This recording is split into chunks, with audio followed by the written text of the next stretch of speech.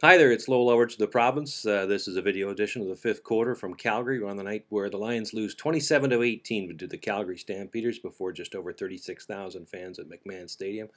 A game in which the Lions played well in some aspects. Offensively, I thought the first half of their game was probably the best offensive showing they've had all year. They got touchdowns from Martel Mallet, who they got established. Paris Jackson had one as well.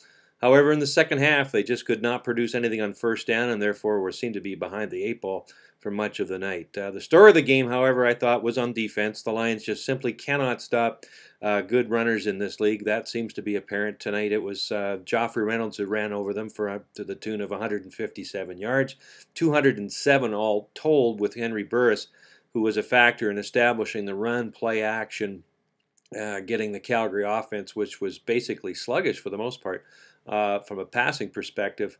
But they had enough on the ground to move offensively just to get enough done what they needed to do.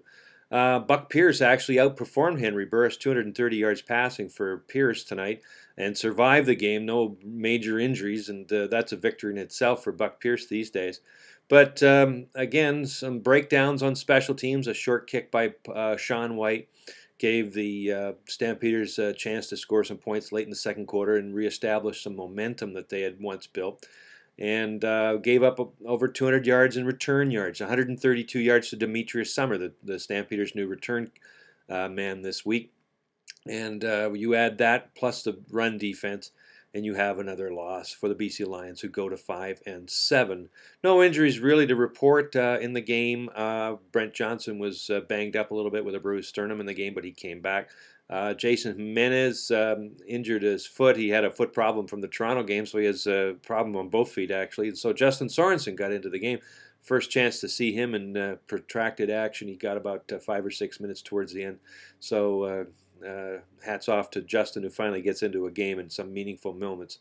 But again, the Lions lose and now find themselves having to watch others, I think, through the remainder of this season. It's now going to be a case of scoreboard watching how Edmonton and Saskatchewan play later this weekend, also Toronto and Winnipeg, which is now going to factor into the playoff race. If the Lions want to get into the postseason, they're going to have to get some help from others, I think. Again, 27-18. The Lions lose. They play against the Saskatchewan Roughriders at BC Place next Friday at 7 o'clock.